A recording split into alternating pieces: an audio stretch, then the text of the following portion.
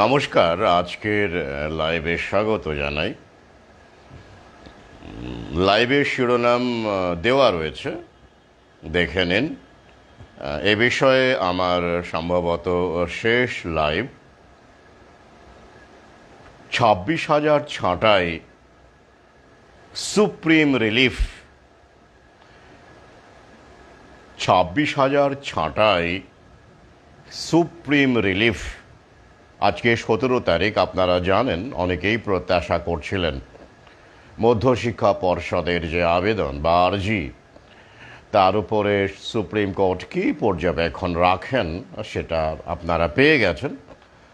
তো প্রথমে জানান যে শোনা যাচ্ছে কি না, কারণ সম্প্রতি এই আমার লাইভে শুনতে না পাওয়ার সমস্যা আবার দেখা দিয়েছে। এটা মাইকের কারণে হতে পারে, সেটিংয়ের কারণে হতে পারে।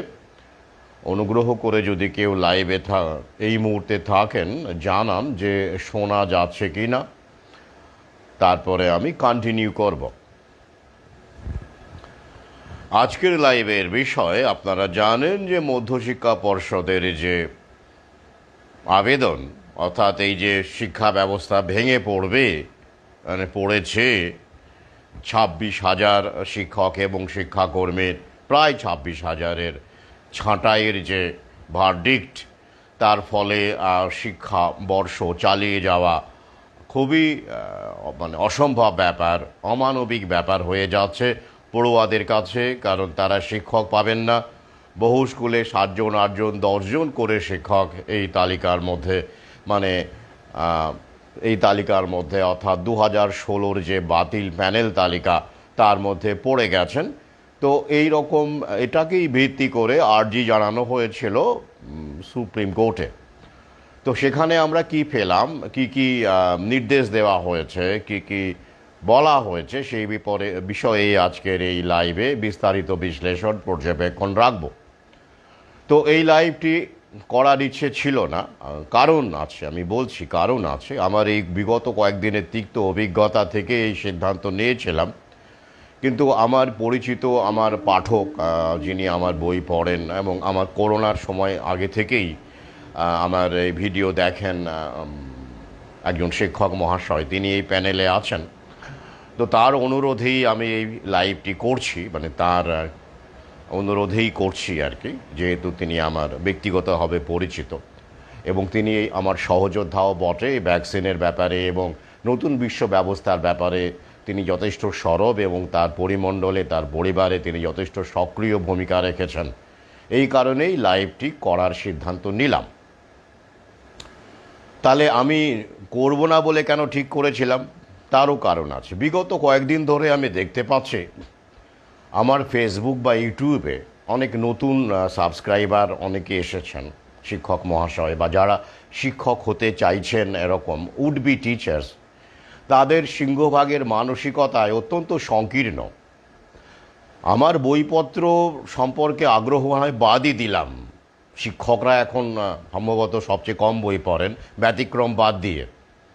আমি আবার বলছি, করোনার আগে থেকে আমার ফেসবুক, ইউটিউবে বেশ কিছু ব্যতিক্রমী শিক্ষক আছেন, যারা আমার সহযোদ্ধা, আমার পাঠক, তারা আমার ব্যক্তিগতভাবে পরিচিত। তারা নিজেদের পরিবারে এবং পরিবেশে যথেষ্ট সক্রিয় ভূমিকা নিয়েছেন এই ভ্যাকসিন পার্শ্ব প্রতিক্রিয়া বা প্যান্ডেমিক বিষয়ে প্রচারের ব্যাপারে। যথেষ্ট তাদের আমি শ্রদ্ধা করি। কিন্তু সম্প্রতি যারা দেখতে পাচ্ছি আসছেন, বিশেষ করে দেখতেই পাচ্ছেন ইউটিউবে আমার সাবস্ক্রাইবারও বেড়ে গেছে। তো আমার যায় আসে না, আমি বারবার করে বলি, এতে আমার খুব একটা ম্যাটার করে না। আমার হচ্ছে চেতনা বিস্তার। 1,000 10,000 নিষ্ক্রিয় মানুষের চাইতে 10 জন বা 15 জন সক্রিয় মানুষ আমার কাছে, সহযোদ্ধা আমার কাছে বেশি জরুরি। তো তাই হোক, বইপত্র না হয় ছেড়েই দিলাম। এরা শুধুমাত্র নিজেরটুকু নিয়ে ব্যস্ত। এবং যখন কোনো লাইভ বিস্তারে বলার সময়, যখন পটভূমিকাটা বলছি, প্রেক্ষাপট বলছি, কেন এসব হচ্ছে, তারা বলছেন বকবক করছেন, কেউ বলছেন কাজের কথা বলুন। মানে ওইটুকুই। মানে সমাজে শিক্ষক বলুন বা ভাবী শিক্ষক বলুন, যারা হতে চান, তাদের যে একটা ভূমিকা আছে মানুষের প্রতি, আর্থসামাজিক ব্যাপারটাকে বুঝে এই যে হুয়ের প্যান্ডেমিক ট্রিটি, আমরা প্যান্ডেমিক বলি, সেটা এগিয়ে যাচ্ছে।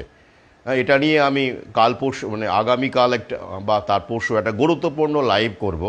আবার আমাদের উপরে এই ট্রিটি, আমেরিকাকে বাদ দিয়েই ট্রিটি হচ্ছে এবং আমাদেরকে জোর করে ভ্যাকসিন গুঁজে দেওয়ার একটা কার্যক্রম নেওয়া হচ্ছে। খুব ভয়ঙ্কর ব্যাপার।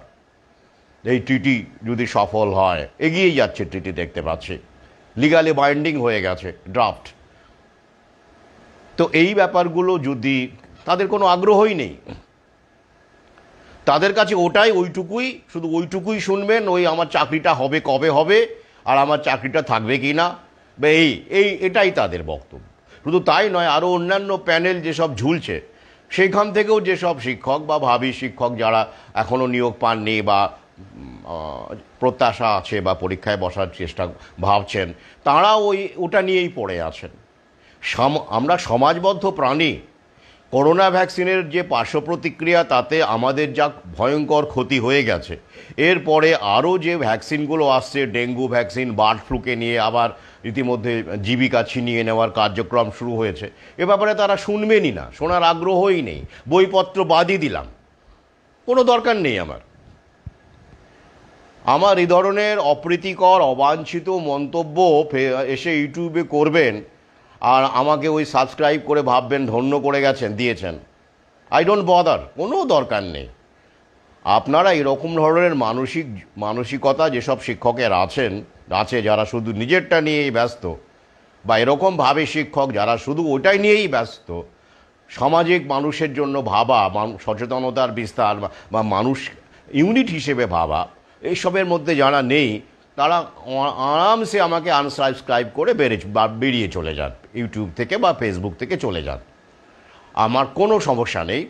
আমার যারা সহযোদ্ধা পাঠক ইতিমধ্যেই যারা আমার সঙ্গে আছেন, তারা যদি সক্রিয় ভূমিকা নেন এবং তারা যদি আরও কিছু মানুষকে সামিল করতে পারেন এই সচেতনতা বিস্তারের লড়াইয়ে, সেটা অনেক বেশি কাম্য হবে আমার কাছে। এই কারণেই আমি এই বিষয়ে আর লাইভ করব না বলে ঠিক করেছিলাম। কিন্তু ওই যে একজন, যেহেতু আমার ব্যক্তিগতভাবে পরিচিত এবং তিনি এই প্যানেলে আছেন, আমার পাঠক, তার অনুরোধেই আমি আজকে লাইভটা করছি বলা যেতে পারে। তো যাই হোক, আমরা আসুন দেখে নিই। হ্যাঁ, তবে এরপরে যদি কোনো আমার ব্যক্তিগতভাবে পরিচিত এরকম কোনো শিক্ষক বা যিনি শুধুমাত্র ওই নিজের টুকু মানে নিজেরটাই, আমি আর তুমি আর আমাদের সন্তান, এই আমাদের পৃথিবী, এই জগতের বাইরে ভাবেন, এমন কোনো শিক্ষক বা ভাবী শিক্ষক বা কর্মচারী যদি আমার সঙ্গে যোগাযোগ করেন বা কিছু জানতে চান, সেক্ষেত্রে যদি আমার মনে হয় যে হ্যাঁ, তিনি সত্যি ইতিবাচক চিন্তাভাবনার মানুষ, তাকে নিশ্চয়ই আমি আমার পরামর্শ দেব, এবং সেটা হোয়াটসঅ্যাপে দেব বা ফোনে দেব, বা সেরকম পরিস্থিতি হলে লাইভও করতে পারি। কিন্তু নিজের উদ্যোগে আর এই বিষয়ে লাইভগুলো করার আমার আগ্রহ হারিয়ে গেছে। আমার এই কদিনের প্রতিক্রিয়া তাই বলছে আর কি। এটা আমার মানে স্বাভাবিকভাবে আমার মনে হয়েছে। যাই হোক, এবার আজকের লাইভের বিষয়ে চলে আসে। যে আর্জি জানানো হয়েছিল সুপ্রিম কোর্টে, সেখানে সুপ্রিম কোর্ট কি বলেছে আগে আমরা দেখে নিই, এবং তারপরে এরপরে কি হতে পারে, কোথায় ব্যাপারটা গড়াবে, জল কতটা গড়াবে, রাজনীতি কতটা হবে, উকিলরা কতটা করে কমে খেতে পারবে আগামীতে, সেই পথ কতটা আবার খুলে রাখা হলো, এবং এই বিচারে সমদৃষ্টির প্রতিফলন হয়েছে কি না, যেটাকে আমরা বারবার করে বলি যে আদালতের বিচারের ক্ষেত্রে একটা বড় ব্যাপার হচ্ছে সমদৃষ্টি, তাই তো, ইকুয়াল ট্রিটমেন্ট, সেটা কতটা হলো, মানে আমরা বিশ্লেষণ রাখছি এবং এটাকে সামনে আরও এটা নিয়ে কোনো আবেদনের জায়গা, রিভিউ পিটিশন কিন্তু এখনও হয়নি। আবার বলছি, সেটা বড় ব্যাপার সেটা নয়, এটা একটা ওই 17 তারিখে, এটা একটা ইন্টারিম একটা বিষয় আর কি। তো সেইটার বিষয়েই আজকে কি বলা হলো সেটা আমরা দেখে নিই অ্যাট এ গ্ল্যান্স। বলা হলো অযোগ্য নন, মানে কোনো জায়গায় আবার মিডিয়াতে লিখছে দাগি নন এমন শিক্ষক, ভাবা যায়।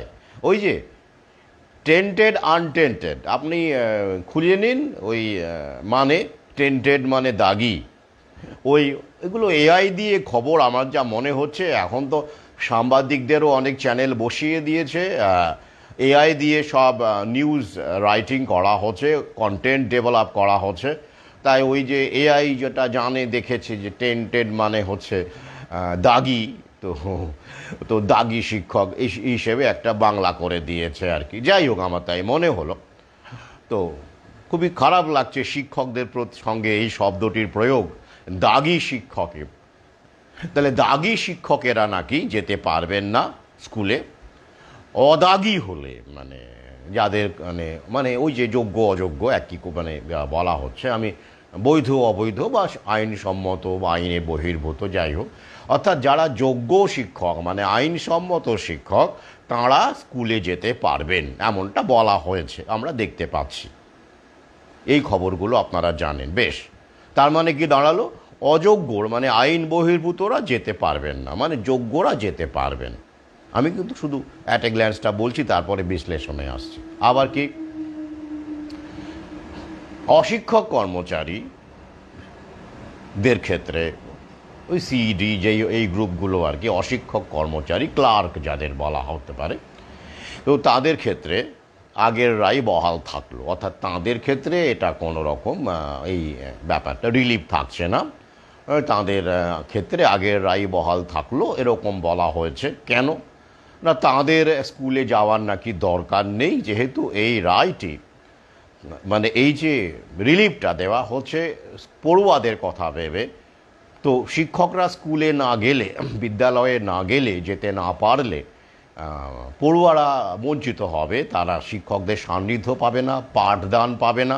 এই কারণেই শিক্ষকদেরকে আমরা স্কুলে যেতে বলছি, মানে আমরা আদালত বলেছে অবশ্যই যোগ্য শিক্ষকদের বলা হচ্ছে। কিন্তু যারা অন্য যে অশিক্ষক কর্মচারী তাদের তো শিক্ষণে ভূমিকা নেই, মানে প্রত্যক্ষ ভূমিকা নেই, কিন্তু পরোক্ষ ভূমিকাও কি নেই। যাই হোক, আসছি, বিশ্লেষণে আসব। তো সেক্ষেত্রে তাই তাদেরকে এখন বলা হচ্ছে না আর কি, ব্যাপারটা এই রকম বলা হচ্ছে না, তারা বাড়িতেই থাকুন এরকম একটা ইঙ্গিত দেওয়া হয়েছে। তো কোথায় থাকবেন তা অবশ্য বলা হয়নি, বাড়িতে থাকবেন না পার্কে থাকবেন না রেস্তোরাঁয় থাকবেন না মন খারাপ করে রাস্তায় ঘোরাঘুরি করবেন তা বলা হয়নি, মানে যাওয়ার দরকার নেই বা এরকম কিছুই ইঙ্গিতে বলা হয়েছে। গেল। আর কি বলা হয়েছে, 31শে মের মধ্যে নতুন নিয়োগের বিজ্ঞপ্তি জারি করতে হবে। 31শে মের মধ্যে নতুন নিয়োগের বিজ্ঞপ্তি জারি করতে হবে। হ্যাঁ, তথাগত, আমি বারবার করে বলছি, এই কারণেই আমি আর এই ধরনের প্যানেলের বাতিলের বিষয়ে আমি আর আলাদা করে ভিডিও করব না, ঠিক করেছিলাম। ওই তো আমাদেরই এক সহযোদ্ধার অনুরোধে করছি। আমি খুবই হতাশ বলতে গেলে এদের আচরণে এবং তাদের মন্তব্যে।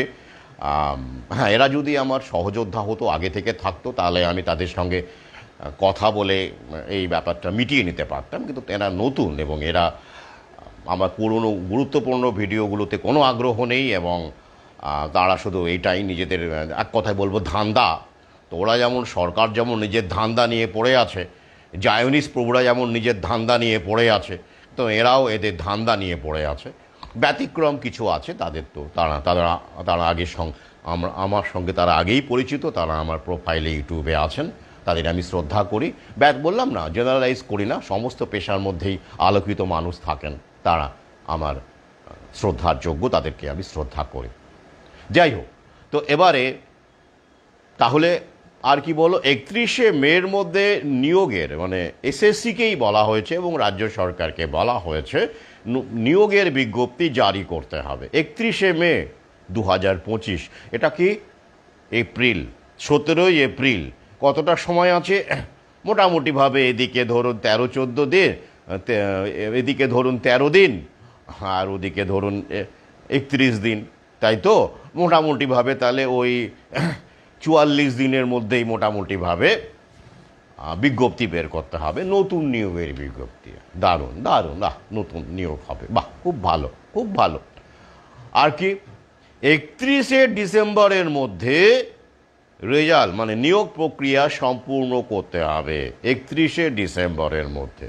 তাহলে মে থেকে ডিসেম্বর, তাই তো? মে বাদী দিন হয়ে গেল 31শে May, June, July, August, September, October, November, December, 9 মাসের মধ্যে নিয়োগ প্রক্রিয়া সম্পূর্ণ করতে হবে, মানে নতুন নিয়োগ প্রক্রিয়া মানে যেখানে এইসব শিক্ষকরাও বসতে পারবেন, সবাই বসতে পারবেন এই প্যানেলের, হ্যাঁ, তেমনটাই আশা করা হচ্ছে। আসছে এ ব্যাপারে কি আমরা জানতে পারছি। আর যদি না হয়, এইটা যদি রাজ্য সরকার না রাখতে পারে, তাহলে এই রায়টা এগুলো থাকবে না বা তুলে নেওয়া হবে, আর বলবৎ থাকবে না, ইত্যাদি ইত্যাদি বলা হয়েছে।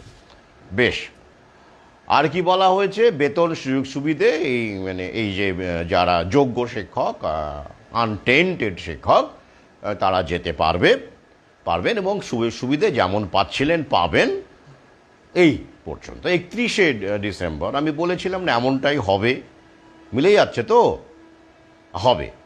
আচ্ছা, পাবেন তারা। আচ্ছা, অর্থাৎ প্রায় কত 19,000 বা এরকম, জানি না এখন সংখ্যাটা, যোগ্য অযোগ্যের সংখ্যা তো আমাদের সামনে এখনও স্পষ্ট নয়। তাই রায়টিকে বেশ ইন্টারেস্টিং রায় বলে আমি বলবো।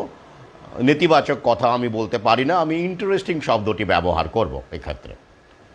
Interesting verdict indeed. তো যাই হোক, তো সেক্ষেত্রে তাঁরা নাকি যাবেন যারা যোগ্য, মানে আইনসম্মত এবং মাইনে টাইনে যেমন পাচ্ছেন পাবেন, তবে তাঁদেরও পরীক্ষায় বসতে হবে নিশ্চয়ই, তাই তো বলা হচ্ছে, যেমন রায় সবাইকেই বসতে হবে। তো তারপরে নিয়োগ প্রক্রিয়া সম্পন্ন করতে হবে। বেশ ভালো কথা, 31শে ডিসেম্বরের মধ্যে বলে দিয়েছে।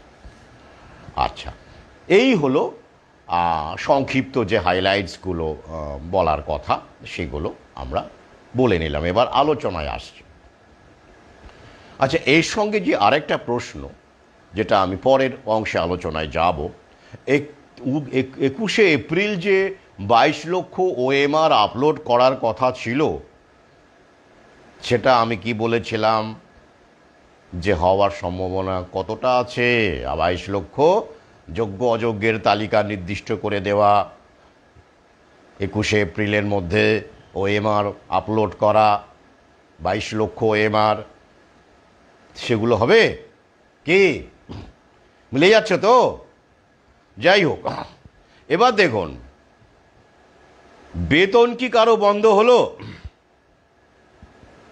আমি বারবার বলেছিলাম বেতন কিন্তু বন্ধ হবে না।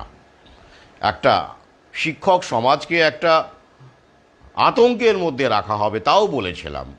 সঙ্গে সঙ্গে কোনো স্থায়ী relief, you won't get any permanent relief. নতুন বিশ্ব ব্যবস্থায় শিক্ষকদের বা এই স্কুলে যারা চাকরি করেন, শিক্ষক অশিক্ষক কর্মচারী, তাদেরকে সবসময় একটা প্যানিকের মধ্যে রাখা হবে, এবং তারা এই গেল গেলে আবার বেঁচে উঠলাম, এই গিয়ে আবার বেঁচে উঠলাম, এরকম সবসময় একটা প্যানিকের মধ্যে রাখা হবে। তাহলে তাদেরকে দিয়ে বিভিন্ন কাজ করানো যাবে এবং ডিভাইড অ্যান্ড রুলের খেলাটাও খেলা যাবে। এবার দেখুন, এই যে রায়, আমার প্রথমে দেখে নিই।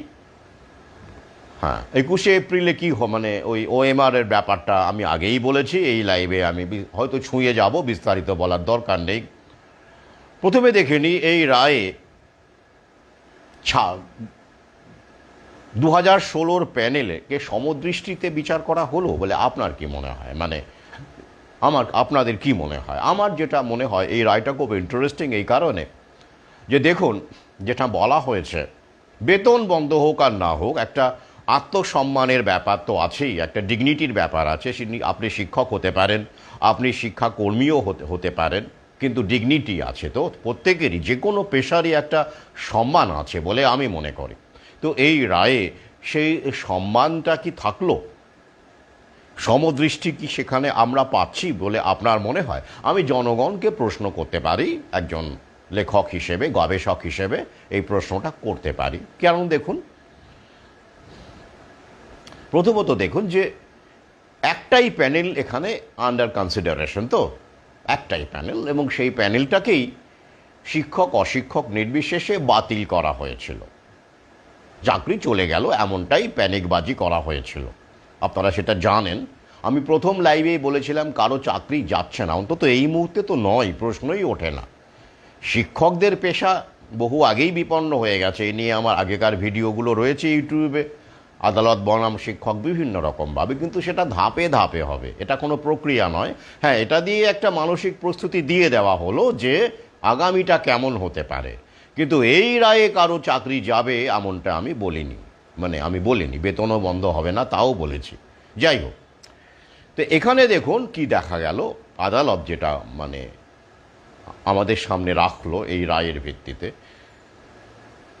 কি না অশিক্ষক কর্মচারীদের মধ্যে নাকি টেন্টেডটা বেশি, মানে যা বলা আমাদের সামনে যা খবর আছে, রায় যতটুকু আমি পড়েছি সামনে এসেছে, তাদের মধ্যে নাকি দাগির সংখ্যাটা, মানে এই যে দাগি শব্দটা ব্যবহার হচ্ছে, মানে দুর্নীতি পরায়ণ সংখ্যাটা বেশি, আর তাই তাদের পুরোটাই বাদ।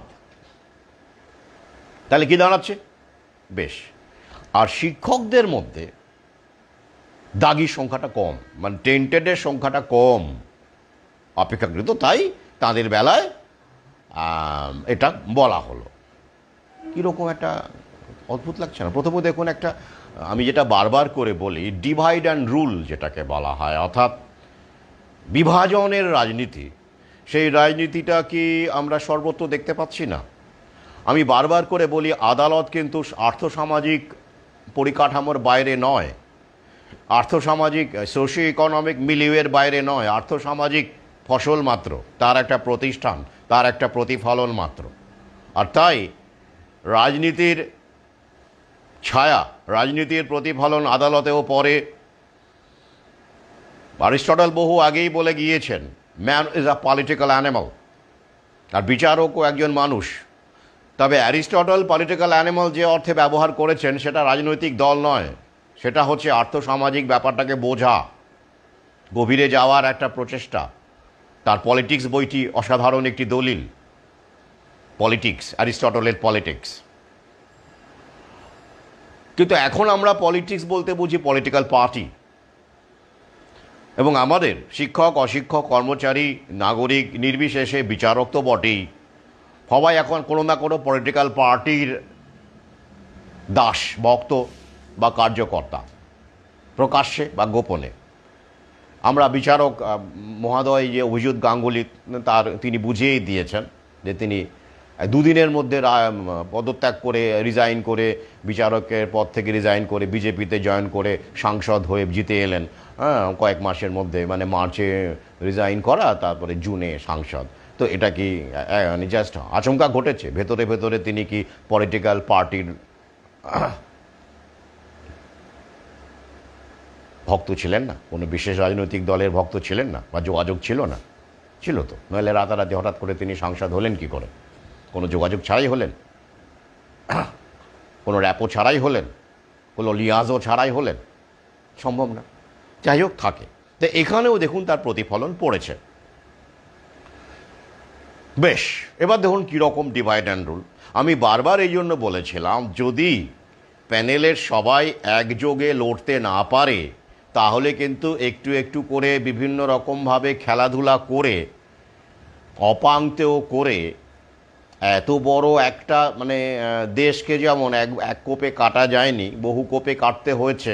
জায়নির শক্তি দেখুন আমাদের দেশকে কটা ভাগে ভাগ করেছে, তাই না? তার আগে কত বড় দেশ ছিল। মানে বড় ব্যাপার হলে কোপ, মানে এক কোপে তো কাটা যায় না, ভাগ করে করে কাটতে হয়। তো তার একটা প্রক্রিয়া কিন্তু আমরা এখানে দেখতে পাচ্ছি। তো এক্ষেত্রে আরও অন্যান্য খেলা আছে। কীরকম দেখুন, প্রথমত তাহলে এরা আদালত কেন এরকম বলল না যে যোগ্য যারা, তথাকথিতভাবে যোগ্য, মানে আইনসম্মত 2-3 জন হলেও যারা অশিক্ষক কর্মচারী, তারা যেতে পারেন স্কুলে? সেটা কেন বলা হলো না? 2-3 জন হলেও তো থাকতে পারে নাকি? কি বলা হচ্ছে? বেশি, সংখ্যাটা নাকি বেশি। আচ্ছা, বেশি এটা কি আদালতের স্বচ্ছতা বলে আপনাদের মনে হয়? মানে আদালত যে রায় দিচ্ছে, সেই রায়ে তো একটা কংক্রিট একটা ভাষ্য থাকবে, একটা ন্যারেটিভ থাকবে, যেখানে ধোঁয়াশার সৃষ্টি হবে না। এই রায়ের মধ্যে কি ধোঁয়াশা নেই বলে আপনাদের মনে হচ্ছে? আমার তো মনে হচ্ছে ব্যাপক ধোঁয়াশা আছে। আমার হচ্ছে সংকীর্ণ, মানে আমি তো কম বুদ্ধি সম্পন্ন মানুষ, অতটা বুঝি না, হ্যাঁ, বেশি কথা বলি, অনাবশ্যক কথা বলি। তো আমার বুদ্ধি অনুসারে মনে হচ্ছে যে এই রায়ের মধ্যে বহু ধোঁয়াশা আছে। কীরকম দেখুন, তাহলে ওই ক্ষেত্রে পুরো অশিক্ষক কর্মচারীদের সে একই বহাল রাখা হলো বা ইত্যাদি ইত্যাদি। এটা কেন হলো? আমার যেটা মনে হয়, একটা প্যানেল সমদৃষ্টি হওয়ার কথা ছিল, তাহলে এখানে যোগ্য, তো ওখানে কেন যোগ্য নয়? ওখানেও তো কিছু হলেও যোগ্য আছে। অর্থাৎ মামলার একটা সুযোগ তৈরি করা হলো, হ্যাঁ, কেসের আরেকটা কেস বা আর্জির সুযোগ তৈরি করা হলো। আপনারা ইতিমধ্যেই জানেন যোগ্য অযোগ্য বিভিন্ন সংগঠন হয়ে গেছে, একটা দুটো নয়, ডজন ডজন সংগঠন, এবং এরা সংগঠনের বিভিন্ন রকমের উকিল আছে এবং তারা দু হাতে উপার্জন করছেন এবং সংগঠনের নেতারাও উপার্জন করে চলেছেন। এমন বহু নজির আছে। এরকম মামলা কেস করে সংগঠন করে আমিও শুনেছি অনেক শিক্ষকদের কাছ থেকে, সেই মামলার থেকে টাকা পয়সা মানে কালেক্ট করে তারা টাটা সুমো কিনেছে, মিষ্টির দোকান দিয়েছে, ভালো ইনকাম করে খাচ্ছে। এরকমও আছে আর কি, হ্যাঁ, বিভিন্ন রকমের ব্যবসা করে ফেলেছেন, এমন লোকও আছেন, বাড়িয়ে ফেলেছেন সম্পত্তি। আমরাই তো আমাদের সবচেয়ে বড় শত্রু, লোভ আমাদের মধ্যে, দ্য এনিমি ইজ উইদিন আস। তাহলে একটা আদালত মানে আরও একটা মানে জায়গা সুযোগ তৈরি হয়ে গেল, উকিলরা করে কমে খাবে। আরে ভাই, উকিল না থাকলে কি আদালত বাঁচে? এত উকিল, বহু উকিল, আর উকিল ছাড়া কি বিচারক বাঁচে? আদালত কিসের ওপর দাঁড়িয়ে আছে? যদি আমরা অ্যাবস্ট্রাক্ট অ্যাঙ্গেলে দেখি, বিমূর্তভাবে দেখি, অবশ্যই আদালত দাঁড়িয়ে আছে সংবিধানের ওপরে। এবং আরও একটু ন্যারো ডাউন যদি আমরা করি, আরও একটু প্রিসাইজলি বলি, তাহলে আমরা বলবো আদালত দাঁড়িয়ে রয়েছে জুডিশিয়ারির একটা সবচেয়ে বড় একটা অর্গান হিসেবে। আদালত বেশ বড় দাঁড়িয়ে রয়েছে। আর কি? অবশ্যই যেগুলো আইপিসি বলুন, সিভিল বলুন, পেনাল বলুন, সেগুলো আদালত যেগুলোকে ইন্টারপ্রিট করে, যার ভিত্তিতে মামলা হয়, সেটাও একটা আদালতের স্তম্ভ। আর কি? যদি আমরা ব্যক্তিবিশেষে অ্যাবস্ট্রাক্ট থেকে আমরা যদি ব্যক্তিবিশেষে আসি, তাহলে দেখতে পাবো যে আদালত দাঁড়িয়ে রয়েছে বিচারক এবং উকিলের ওপরে। এবং এছাড়াও আদালতে বিভিন্ন রকমের কর্মচারী আছেন যারা ক্লার্কের কাজ করেন, কেরানির কাজ করেন, বিভিন্ন রকমের কাজ করেন, উকিলদের সহকারী হিসেবে কাজ করেন, হ্যাঁ, জুনিয়র অ্যাডভোকেট, সিনিয়র, বিভিন্ন রকম। কিন্তু মোদ্দা কথা, তারা মানুষ, তাদেরও জীবিকার দরকার। তো এবার দেখুন, এই নতুন বিশ্ব ব্যবস্থায় আগামীতে উকিলের অবস্থা কি হবে, এগুলো আমি বহু আগে বলেছি। বিশেষ করে এগুলো কতটা এআই সাবস্টিটিউট করবে সেখানে নয় গেলাম না, কিন্তু বর্তমানে আমরা দেখতে পাচ্ছি এই সরকারি চাকরিকে, বিশেষ করে স্কুল শিক্ষাকে কেন্দ্র করে উকিলদের করে কমে খাওয়ার একটা বড় সুযোগ দেওয়া হচ্ছে, তারা পাচ্ছেন। ওই নিভে যাওয়ার আগে আর কি দপ করে জ্বলে ওঠা আর কি বলবো বলুন। তো এই একটা সুযোগ কিন্তু সেখানে আছে। তাই আমার দৃঢ় বিশ্বাস অশিক্ষক কর্মচারীরা তারা মনেই করবেন যে তাদের প্রতি ন্যায় বিচার হলো না, তারা আবার উকিল উকিল ধরবেন, ভালো উকিল, শক্তিশালী উকিল ধরবেন এবং তারা চাঁদা তুলবেন, চাঁদা তুলে সেই উকিলকে আবার আদালতে আর্জি জানাতে পাঠাবেন, পিটিশনের জন্য পাঠাবেন, কারণ সেই সুযোগ এখানে আছে। একটাই প্যানেল, সেরকম যোগ্য শুধু শিক্ষকদের মধ্যেই হলো, আর যোগ্য একজনও পাওয়া গেল না অশিক্ষকদের মধ্যে। এটা কি এরকম কথা? অর্থাৎ একটা সুযোগ আছে। কি মিলিয়ে নিন, দেখতে থাকুন, মিলিয়ে নিন। এটা ওখানে থেমে যাবে? থামবে না। ওই বাকি কয়েক হাজার যারা রয়েছেন মানে এই অশিক্ষক কর্মচারী, তারা চুপ করে থাকবেন? মানে তারা এটা নিয়ে মুভ করবেন না? তারা আদালতের কাছে আবার যাবেন না? সুযোগ তো আছেই। সুযোগ কি, এটা যদি রিলিফ হতে পারে, আরেকটা রিলিফ হতেই পারে আগামীতে। আর রিভিউ তো অনেক পড়ে রয়েছে, রিভিউ তো বাদই দিলাম, সেটা পরের বিষয়। এখনও আপাতত এই ব্যাপারটা চলুক। এবারে আসুন, যোগ্য শিক্ষকদের স্কুলে যেতে বলেছে, এমনটাই বলা হয়েছে, মানে আইনসম্মত। আচ্ছা, তালিকা কি করা হয়েছে নির্দিষ্টভাবে, কে যোগ্য কে অযোগ্য? এটা তো জানানোর কথা ছিল নাকি? এসএসসি নাকি জানাবে, রাজ্য সরকার নাকি জানাবে, পর্ষদ নাকি জানাবে, 21শে এপ্রিলের মধ্যে নাকি 22 লক্ষ ওএমআর আপলোড করবে এবং তালিকাও দেবে, যোগ্য অযোগ্যের তালিকা, আইনসম্মত আইন বহির্ভূতের তালিকা দেবে। সেটা কি দিয়েছে? এটা এখনও দেয়নি। সেটা কি আমরা পেয়েছি? আমরা এখনও পাইনি। তাহলে কি করে শিক্ষকরা বুঝবেন তিনি যোগ্য না অযোগ্য? এটা একটা মনস্তাত্ত্বিক খেলা। অর্থাৎ শিক্ষককে নিজেই ঠিক করতে হবে আমি যোগ্য না আমি অযোগ্য, তিনি শুধু জানেন, তাই না? হ্যাঁ, টাকার লেনদেন তিনি করেছেন কি না তিনিই তো জানেন। কোনো ভাউচার তো নেই। ঘুষের কি কোনো ভাউচার হয়? ভাউচার তো নেই। আবার যা দিনকাল পড়েছে, ভালো নাম্বার পেয়ে, ভালো নাম্বার টাম্বার পেয়ে, কোয়ালিফাই করেও ওএমআর অনুসারে কোয়ালিফাই সব ঠিকঠাক আছে, করেও টাকা পয়সা দিতে হয়েছে, এমন কি হয় না? এগুলো আগেও হতো। আমি তার উদাহরণ। আমি একসময় প্রতিযোগিতামূলক পরীক্ষা শিক্ষক ছিলাম। একসময় রাইসেও পড়িয়েছি, RICতে পড়িয়েছি, সুনামের সঙ্গে পড়িয়েছি। তারপরে নিজস্ব প্রতিষ্ঠানও ছিল, লাহা স্কুল অফ কম্পিটিশন, পড়িয়েছি সেখানে। তো সেসব জায়গায় পড়ানোর সুবাদে এবং বিভিন্ন প্রতিষ্ঠানে পড়েছি, IIBS থেকে শুরু করে প্রতিযোগিতামূলক পরীক্ষার বহু প্রতিষ্ঠানে আমি একসময় পড়িয়েছি। তো সেক্ষেত্রে আমার বহু এরকম নজির আছে, বহু পড়ুয়ার তাদের অভিজ্ঞতা, তাদের চাকরি প্রার্থীর কান্না, হতাশা, যন্ত্রণা, অনেক কিছুই আমি জানি।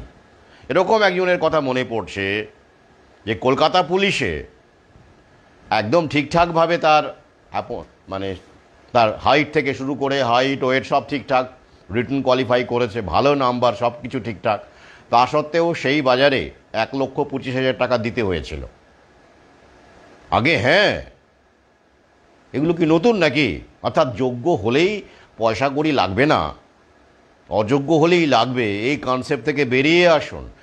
কম লাগে হয়তো, বা সবার লাগে না হয়তো, কিন্তু সুযোগ পেলেই পাশের ঘরে কথা বলে যান। অর্থাৎ ইন্টারভিউ যেখানে হয় তার একটা পাশের ঘরও থাকে, জানেন তো? ওই পাশের ঘরে কথা বলে যেতে হয়। তাই শুধু আর্থিক লেনদেন যদি দেখা যায় তার তো কোনো প্রমাণ নেই, ভাউচার নেই, আদালত সে ব্যাপারে প্রমাণও চাননি। যেসব নেতারা পয়সা খেয়েছে, আমলারা পয়সা খেয়েছে, তাদেরকে নিয়েও আদালত চুপচাপ। অথচ হিসেব মতো তাদেরকেও সামনে আনার কথা ছিল। কোথায় সমদৃষ্টি? Equal treatment? Where is equal treatment? যাই হোক, এরকম বহু প্রশ্ন আছে। তাহলে শিক্ষকেরা কি ভিত্তিতে তারা মনে করবেন যাবেন কি যাবেন না? আমি অযোগ্যতায় যাচ্ছি না আর আমি যোগ্যতায় যাচ্ছি, সমস্যা, একটা অদ্ভুত ধোঁয়াশা। তাহলে এইটা কে ঠিক করবে? কোনো তালিকায় এসেছে? প্রশ্নটা রাখলাম, আপনারাই ভাববেন, আপনারাই উত্তর দেবেন। কিভাবে, কিসের ভিত্তিতে ঠিক হবে একজন শিক্ষক মানে আনটেন্টেড না টেন্টেড? সেই তালিকা আমরা পাইনি, রাজ্য সরকার এখনও দেয়নি। 21শে এপ্রিল কি আমরা পাবো? সম্ভাবনা আছে বলে মনে হচ্ছে। আচ্ছা, গেল। এরপরে কি? অর্থাৎ পরিষ্কার হয় বলে দিই আমি আপনাদের, আপনার যখন অযোগ্য প্রমাণ হয়নি, আপনাদের শিক্ষকদের কথা বলছি, অশিক্ষকদের তো তারা অবশ্যই আশা করি পরবর্তী স্টেপ ঠিক করে ফেলেছেন। আদালতও চাইছে যে তারা মামলা টামলা করুক, উকিলরাও চাইছে তারা মামলা করুক। কেন? বুঝতেই পারছেন, একটা ইকোসিস্টেম তৈরি হয়েছে। তো এবার যারা শিক্ষক যাদেরকে বলা হয়েছে, তো তারা তো প্রমাণ নেই, কিছু তালিকাও নেই। তো তালিকা না আসা পর্যন্ত সবাই স্কুলে যাবেন, এটাই তো স্বাভাবিক, তাই নয় কি? যান, স্কুলে যান। আমি তো বহু আগেই বলেছি, স্কুলে যান। কিছু স্কুলে গেলে কোনো আদালত অবমাননা হবে না। দেখতে পাচ্ছেন তো আলটিমেটলি কি দাঁড়ালো। আচ্ছা, এটা গেল। এবারে আসছি বিজ্ঞপ্তি। কি? মে মাসের 31 তারিখের মধ্যে নতুন নিয়োগের বিজ্ঞপ্তি দিতে হবে এসএসসি। বেশ, কিভাবে দেবে? ওবিসি মামলা এখনও ঝুলছে।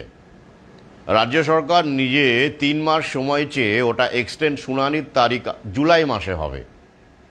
জুলাই মাসে ওই মামলা ক্লিয়ার না হলে কি নতুন করে নিয়োগের বিজ্ঞপ্তি দেওয়া যাবে? নিজেকে প্রশ্ন করুন।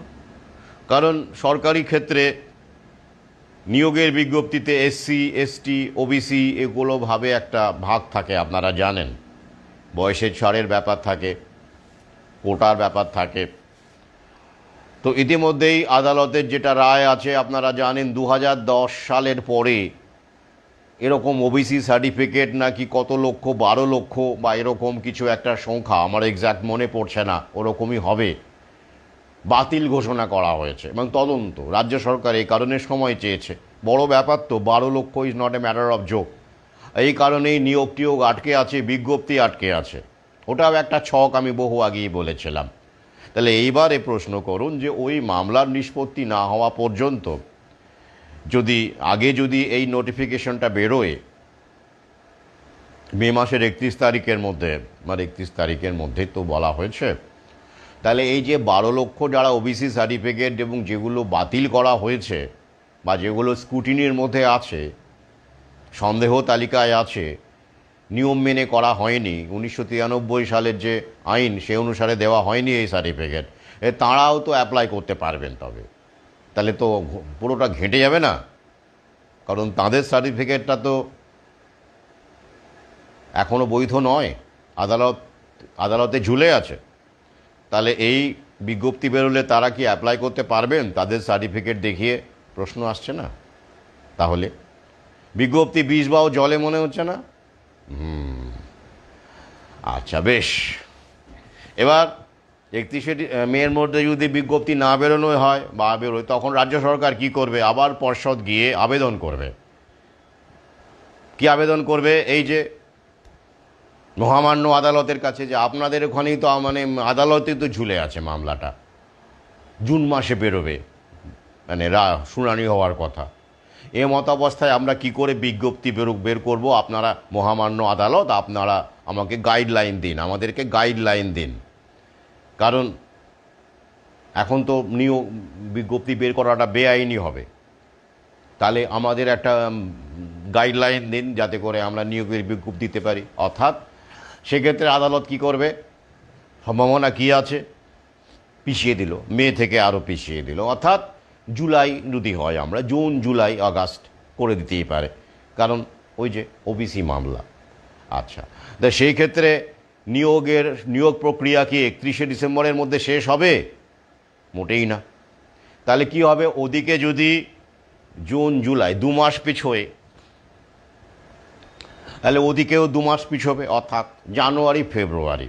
তাহলে হয়তো আদালত বলল, আমি আমার চিন্তাভাবনা আপনাদের সামনে রাখছি, এইটুকুই, বলল যে না, হ্যাঁ, ওদিকটা তো 2 মাস পিছিয়ে গেল, তাহলে এদিকটা আরও 2 মাস আমরা সময় দিলাম, অর্থাৎ ফেব্রুয়ারির মধ্যে করতে হবে। এদিকে মে মাসেই নির্বাচনের ডঙ্কা তো আগেই বেজে যাবে, মানে নির্বাচন হবে কোন সময় হয়? মোটামুটি ওই মে মাসের দ্বিতীয় সপ্তাহ, 13ই মে বলুন বা 14, যাই হোক, ওরকম সময়ে হবে। তাহলে কি পরীক্ষাটা হয়তো হলো, তাই তো? কিন্তু নিয়োগ প্রক্রিয়া কি করা যাবে ওই সময়ের মধ্যে? এই একটা প্রশ্ন। আর প্যানেল বের করলেও নিয়োগ হবে কি? আশায় আশায় থাকা যাবে অবশ্যই। হ্যাঁ, এই তো নিয়োগ হচ্ছে, এই তো মাননীয়া নিয়োগ করছেন, এই তো পরীক্ষা হলো, এই তো পরীক্ষা হচ্ছে, বাহ, আমাদের চাকরি হবে, ততদিনে ভোটটা চলে আসবে। অর্থাৎ আশায় বুক বেঁধে যুবক যুবতীরা আবার তারা সিদ্ধান্ত নেবেন কোন দিকে ভোটটা দেবেন। কি ইন্টারেস্টিং না খেলাটা? আমার খুব ভালো। পলিটিক্স তো যদিও খুব সংকীর্ণ ব্যাপার এটা, কিন্তু পলিটিক্স ব্যাপারটা বৃহত্তর যদি প্রেক্ষাপটটা না বোঝা যায় তাহলে সংকীর্ণ, মানে এগুলো মাইক্রো লেভেলের পলিটিক্স। ম্যাক্রোটা বুঝতে হবে, তবেই মাইক্রোটা বোঝা যায়। তো এই খেলাটা কিন্তু আছে আগামীতে, তাই তো আমি বহু আগেই বলেছি। এবার ধরুন, তাহলে এই যে নতুন নিয়োগের গল্পটা আসছে, এখানে অনেকগুলো প্রশ্ন আছে, সেগুলোর অনেকেই খুব গোলক ধাঁধায় ভুগছে। কি এই যে নতুন নিয়োগের ব্যাপার, সেখানে কারা বসতে পারবে? মানে এই 22 লক্ষই শুধু বসবে, নাকি বাইরের আরও যারা ইতিমধ্যে তো অনেকেই গ্র্যাজুয়েট হয়ে গেছেন, অনেকেই বিএড ফিএড করে ফেলেছেন, তারাও কি বসতে পারবে? ওই 2016 প্যানেল বাতিল যে ফ্রেশ নিয়োগ হবে, হিসেব মতো তো নয়, কারণ এটা তো এই প্যানেলের সাপেক্ষেই পরীক্ষাটা হচ্ছে, কিন্তু একটা কনফিউশন তৈরি হচ্ছে, তাই নয় কি? তখন ইতিমধ্যেই দেখবেন যদি এরকম করা হয়, এরকম বলা হয়, মানে কেউ যদি বলে ফেলে, আদালত যদি বলে, ক্যাটেগরিক্যালি বলে দেয়, সামনে তো একটা ডিরেক্টিভ আসবেই অবশ্যই, যে হ্যাঁ কেবলমাত্র শিক্ষক অশিক্ষক কর্মচারী মিলিয়ে এই 2016-র যে প্যানেল বাতিল, তারাই শুধু এই পরীক্ষায় বসবেন, সেখানে তারা যোগ্যতার পরীক্ষা দেবেন এবং স্বচ্ছভাবে নিযুক্ত হবেন, তারা যদি পারেন ভালো, নইলে গেল, এরম যদি বলে শুধু ওই 22 লক্ষই, তখন নতুন ছেলে মেয়ে যারা ওই 22 লক্ষের মধ্যে নেই, পরে গ্র্যাজুয়েট হয়েছে বা পরে যোগ্যতা অর্জন করেছে, মানে শিক্ষাগত যোগ্যতার কথা বলছে, তারা কি ছাড়বে? তারা আন্দোলন করবে না?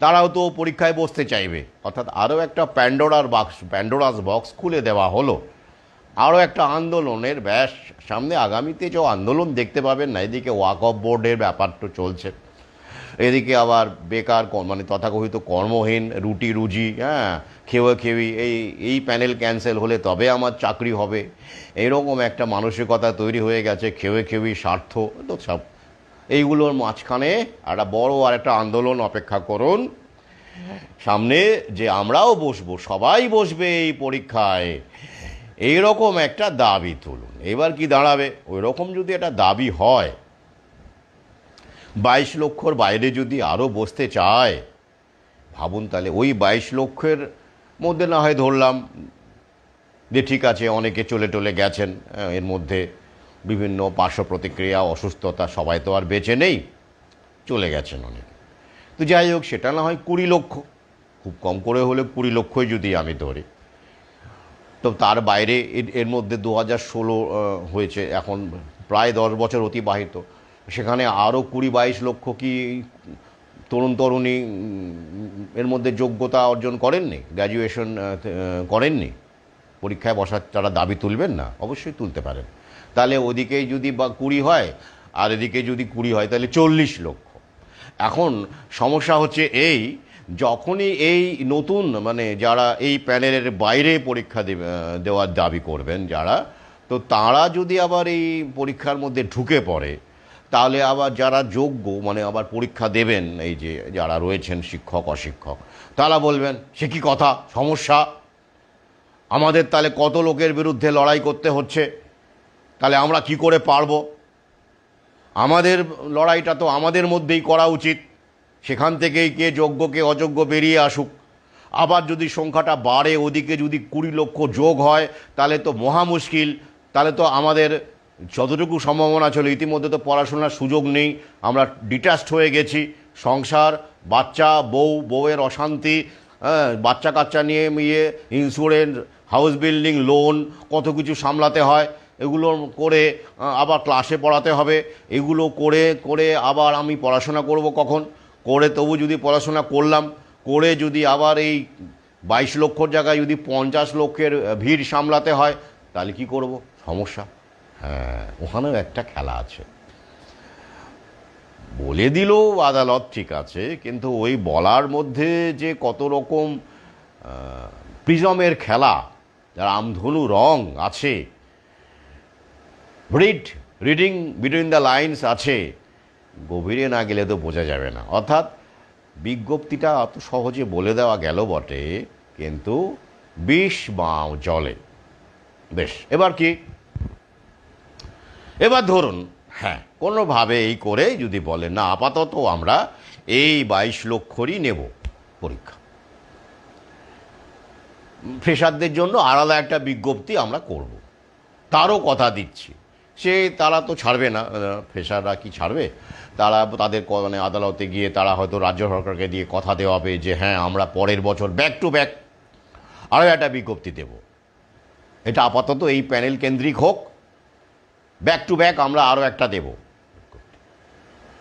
একটা এসএসসি বিজ্ঞপ্তি তো ডিউ আছে 2023 সালে, জানেন তো, আমি আগের ভিডিওতে বলেছিলাম 2023-এর সেপ্টেম্বরে একটা খবর বেরিয়েছিল যে এই যে বেরোবে বিজ্ঞপ্তি বেরোবে, হ্যাঁ এরকম একটা খবর ছিল, কোথায় বেরোলো না, তো সেটা তো ডিউ আছে।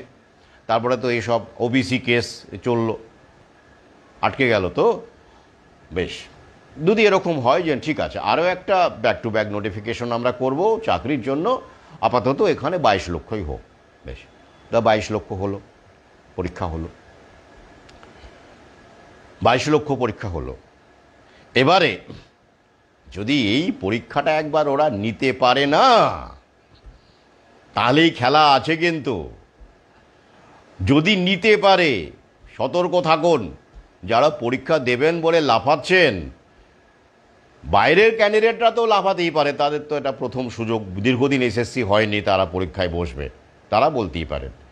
কিন্তু যারা ইতিমধ্যে চাকরি করছেন, সিলেক্টেড হয়েছেন, খেটে খুঁটে চাকরিটা পেয়েছেন, পয়সা করিও দেননি, সেটা আপনি নিজে জানেন, আপনি পয়সা না দিয়ে চাকরি পেয়েছেন বা যোগ্য মানে সঠিকভাবে চাকরি পেয়েছেন, তাঁরা যদি এই পরীক্ষাটা দেন আবার, তারপরে কি হতে পারে বলুন দেখি। কোশ্চেন কীরকম হবে? আগের মতো হবে না, হবে না। কোশ্চেনটাই তো করবে ওরা, একেবারে এমন কোশ্চেন করবে, যদি একবার পরীক্ষাতে সুযোগ পায় ওরা, এমন কোশ্চেন করবে, ছেড়ে দেওয়া কেঁদে বাঁচি, বুঝলেন তো? হ্যাঁ, তারপরে কি হবে? পরীক্ষা হলো, পরীক্ষার রেজাল্ট হলো, এবার স্বচ্ছভাবেই ধরলাম, সব স্বচ্ছভাবে হলো, ধরে নিলাম আমরা স্বচ্ছভাবে হলো একদম, আদালতের সুপারভিশনে। অনেকে দাবি করছেন the exam should be conducted under the supervision of the supreme court, honourable supreme court. বেশ, তাই হলো, ঠিকঠাক হলো। এবার দেখা গেল কি, মাত্র 100 জন পাশ করলো। যোগ্য আমরা পেলামই না, তো আমরা যোগ্যতা পেলামই না, আমরা যোগ্য 100 জন, 200 জন বা 1000 জন, খুব বেশি হলে 2000 জন। কারণ আমরা যোগ্য শিক্ষক বা শিক্ষাকর্মী আমরা পেলাম না, আমরা দুঃখিত। হ্যাঁ, তখন জনগণ বলবে, এই তো তাহলে বোঝুন আসলে যোগ্য মাত্র 2000, নিয়েছিল 26,000। হ্যাঁ, ভাবুন দেখি এই সমস্যা।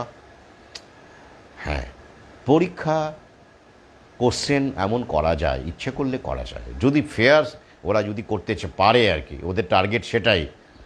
যদি আপনারা করতে দেন, হ্যাঁ হ্যাঁ বস পরীক্ষা দেবো, দারুণ, খুব খুশি, আমি পারবো, আমি পারবো, আমি দারুণ পারবো, আমি যোগ্য, আমি পারবো, তাহলে জানেন তো যে পরীক্ষার কোশ্চেন দিয়ে এমন এমন কোশ্চেন করা যায় আপনার সাবজেক্টের বিষয়েও।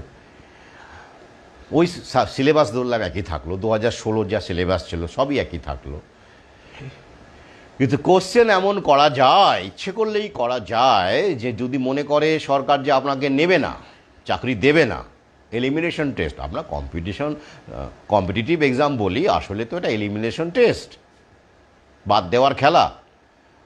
তো সেক্ষেত্রে বাদ দিতে দিতে তবু কিছু লোক নিত একটা সময়। এবার দেখা গেল নতুন বিশ্ব ব্যবস্থা, তো দেখা গেল ওরা চাইলো 90%কেই বাদ দিয়ে দেবে, 10%কে নেবে। এরা যদি তারা মনে করে, ওই যে বুঝতেই পারছেন, সরকারি ব্যয় কমাতে হবে, সরকার বেতন দিতে চাইছে না, বেতনের চাইতে ভাতা অনেক ভালো, অনেক লোককে দেওয়া যায়, হাতে রাখা যায়।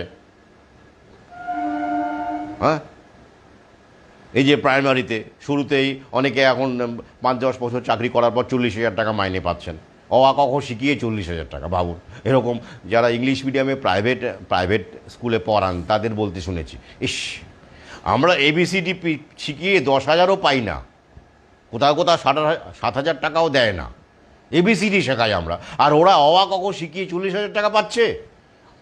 কি অন্যায়! ABCD হাই না অ আ ক খ চাইতে, ব্যাপারটা ওই রকম আর কি।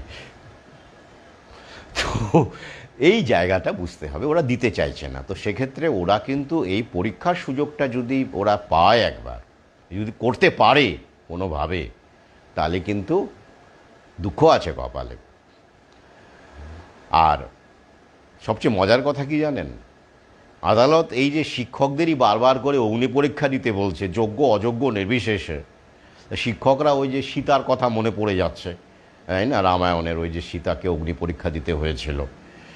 তো ব্যাপারটা ওই রকমই দাঁড়াচ্ছে। আচ্ছা বলুন তো, আর কোনো পেশা নেই যেখানে দুর্নীতি নেই? বিচারক নিয়োগে দুর্নীতি হয় না? বহু শোনা যায় এরকম। তাদের কি আবার পরীক্ষা হয়? মিউনিসিপ্যাল কমিশনে আবার যোগ্য অযোগ্য মানে সবাই মিলে পরীক্ষা দিতে হয় আরও একবার? কোনো জায়গায় পরীক্ষা দিতে হয় আরেকবার? কোথায় একটা উদাহরণ দিন দেখি আপনারা, যে দুর্নীতির কারণে প্যানেল বাতিল বলে সবাইকে পরীক্ষা দিয়ে তারপরে তাদের সেখান থেকে আবার বেছে নিয়োগ হয়। এরকম কি কোনো নজির আছে আমাদের দেশে? করা যায়? করেছে কেউ? এবার সেরকম যদি হয় তাহলে আপনারা ধন্য, আপনারা সেই নজিরের মধ্যে পড়তে চলেছেন। You should be proud. হ্যাঁ, খেলাটা বুঝুন, কি খেলাটা ওরা খেলতে চাইছে সেইভাবে এগোন, ঐক্যবদ্ধ থাকুন। ইতিমধ্যেই তো শিক্ষক অশিক্ষক করে দিয়েছে। এবার অনেকে বলছেন যে অনেকে খুব খুশি, জানেন তো, মানে শিক্ষক গ্রুপে দেখবেন অনেক লোকজন আছেন যারা শিক্ষক আদৌ নন, মানে হয়তো টিচার হতে চান। তারা আবার মনে মনে, জানেন তো, শিক্ষকদের খুব হিংসে করে মনে মনে। এবং তারা মনে করে ওই যে মাইনে রান্নে পায়, বাড়িটারি করছে, বউ বাচ্চা নিয়ে সংসার করছে, আমি তো পাচ্ছি না, আমি তো স্বাভাবিকভাবেই এটা হবেই, এটা দেশ, এটা ঈর্ষা কাজ করে। আর আমরা তো সংকীর্ণ নিজস্ব চাওয়া পাওয়ার মধ্যেই বন্দী, আমরা গ্রেটার পিকচার দেখতে পারি না, আর পারি না বলে ওরা আমাদের সহজেই গুঁজে দেয় এবং মেরে ফেলে। ওরা বলছে, কি বলছে, অনেক উকিলও বলছেন 31 তারিখের পরে চাকরি শেষ, 31শে ডিসেম্বরের পরে চাকরি শেষ। মানে ওই যাদেরকে আদালত অনুমতি দিয়েছে, মানে 9 মাস পরেই চাকরি শেষ, মানে চাকরি গেছে কিন্তু 9 মাস টেম্পোরারি হিসেবে আদালত অনুমতি দিয়েছে, চাকরিটা গেছে আসলে, এরকম বলা হচ্ছে। বেশ, তাহলে এবার প্রশ্ন করুন যে আপনি যখন চাকরিতেই যখন আছেন, আপনি চাকরি করছেন যখন কোনো একটা পদে, আপনি এখনও ছাঁটাই হননি, কোনো SMS আসেন, মানে কোনো সরকার থেকে কোনো রকম, রাজ্য সরকার তো আপনার নিয়োগকর্তা, রাজ্য সরকার থেকে কোনো আপনি টার্মিনেশন লেটার পাননি, মাননীয়ার ভাষায় টার্মিনেশন লেটার পাননি, তাহলে ওই অবস্থাতে আপনি পদে থেকে আবার ওই পদের জন্য পরীক্ষা দিতে পারেন? মানে টেকনিক্যালি কীরকমভাবে পারেন, একটা প্রশ্ন করুন, তাই নয় কি? আপনাকে, খুব স্বাভাবিক ব্যাপার, আপনি একটা বালতির মধ্যে ঢুকতে চাইছেন, মানে বালতি মানে নিরাপত্তার বালতি, সিকিউরিটি, মানে ধরুন এটা জব। আচ্ছা, সেই বালতিতে আপনাকে ঢুকতে চাইতে গেলে আপনাকে বালতির বাইরে বেরিয়ে আসতে হবে, তারপরে 1 পা 2 পা করে সেই বালতির মধ্যে দিকে এগোতে হবে। তো আপনি বালতির মধ্যেই আছেন, তারপর আপনি বালতির মধ্যেই ঢোকার পরীক্ষায় বসছেন, তো কীরকম হলো ব্যাপারটা? তা আপনাদের কি, যদি এইরকম হয় যে রাজ্য সরকার আপনাদের ফ্রেশ অ্যাপয়েন্টমেন্ট লেটার পাঠায়,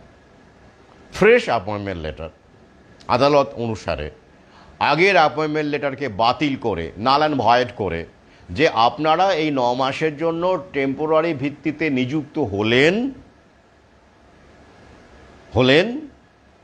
তারপরে আপনাদের ধরে রাখুন এটা টার্মিনেশন লেটার হিসেবেও ট্রিট হবে, আপাতত আপনাদের কাজ চালিয়ে যাওয়ার জন্য অনুরোধ করা হচ্ছে, তাহলে ঠিক আছে, তাহলে আপনি এই নতুন যে পরীক্ষা আবার যেটা বলা হচ্ছে সেটাতে আপনি বসতে পারবেন, বলা যায়। কিন্তু আপনার কিছুই এলো না, আদালত শুধু বলে দিল ওটা কাজ চালিয়ে যাওয়ার অনুমতি দিলাম আমরা, কিন্তু রাজ্য সরকারের দিক থেকে কোনো ফ্রেশ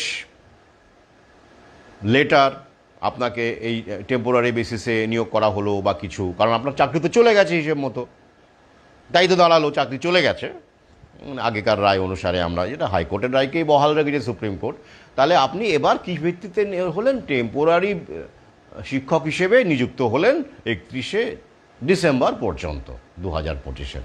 তেমন মর্মে কি কোনো যদি চিঠিপত্র আসে তাহলে আলাদা কথা, নইলে আপনি কি করে বসবেন ওই পরীক্ষায়? এর সমস্যা না, সমস্যা, চারদিকে সমস্যা।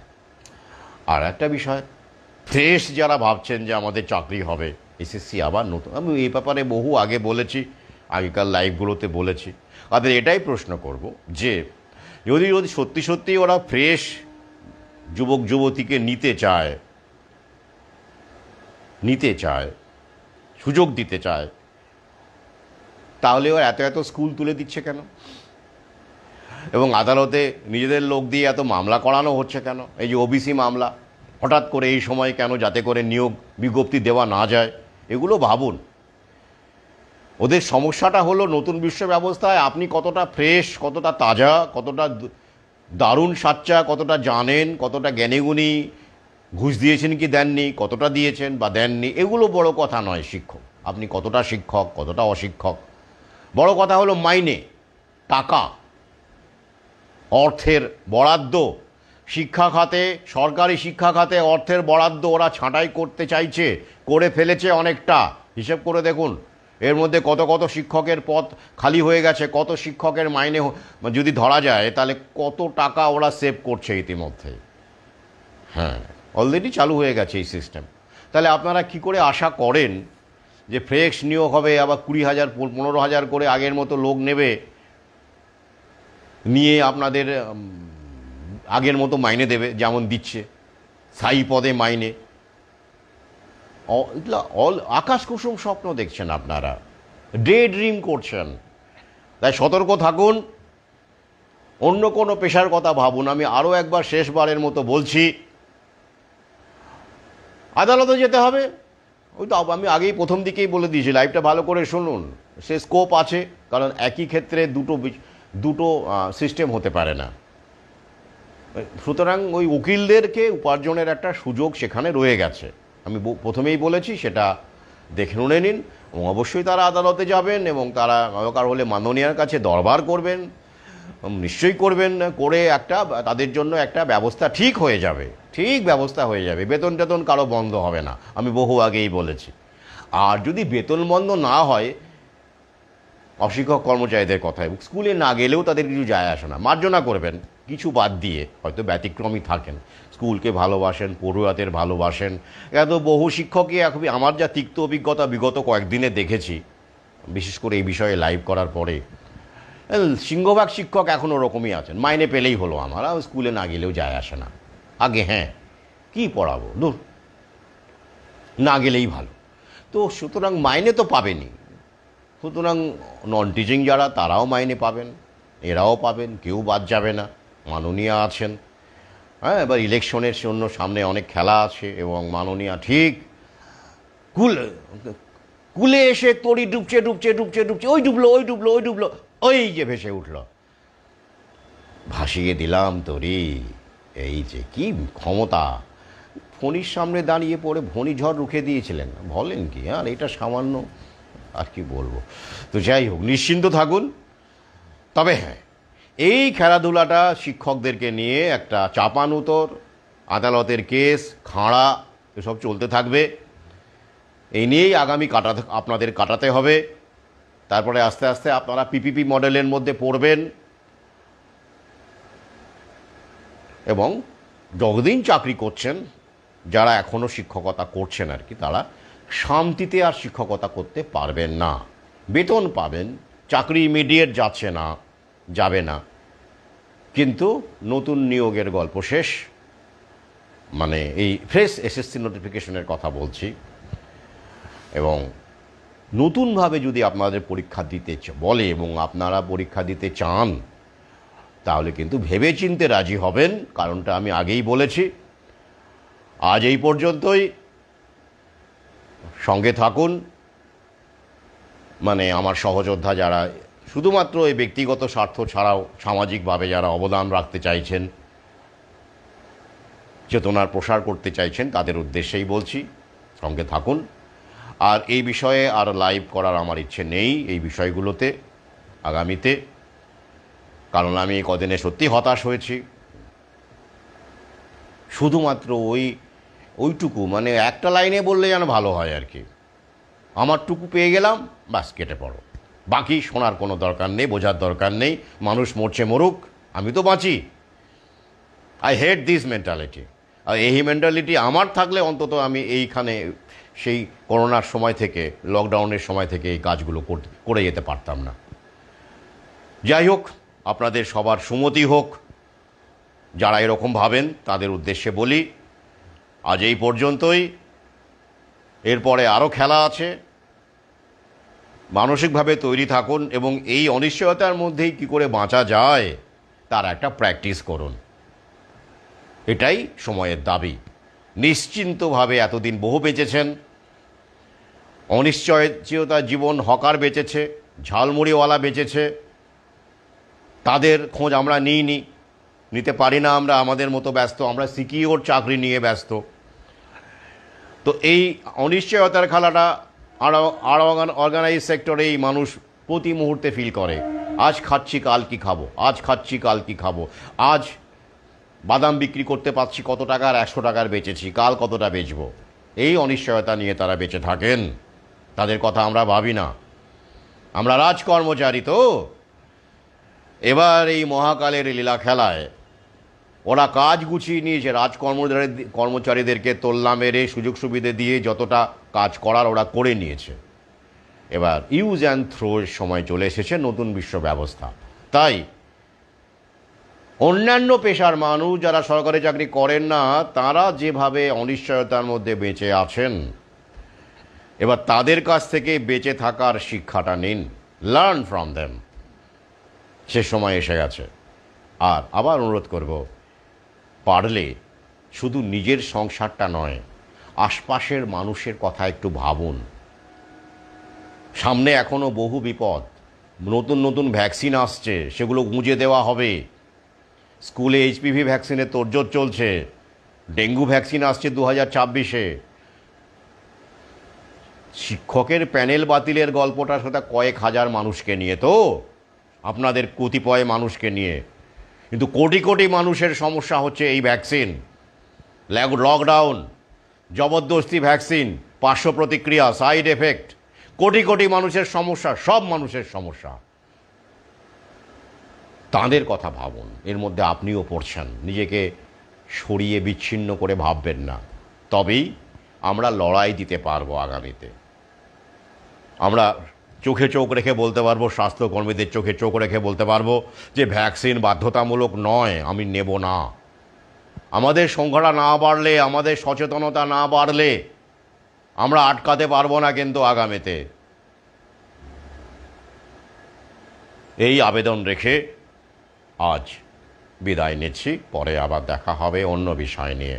ভালো থাকবেন, সুস্থ থাকুন, চেতনা ছড়িয়ে দিন।